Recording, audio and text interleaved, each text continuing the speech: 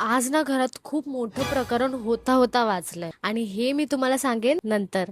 त्याआधी तुम्ही माझी मॉर्निंग बघा. आणि ही मॉर्निंग खूप स्पेशल होती माझ्यासाठी, कारण गावावरून आलेली मम्मी, आणि ते पण मला कोमलला न सांगता. सरप्राईज देणार आहे. मम्मी उद्या येणार आहे असं वाटलेलं की मम्मी नेक्स्ट सॅटर्डे किंवा संडेला येणार, आणि मम्मीने पण तिला सांगितलं नाहीये की ती उद्या येणार आहे. उद्या आल्यानंतर तिची आपण रिॲक्शन बघूया.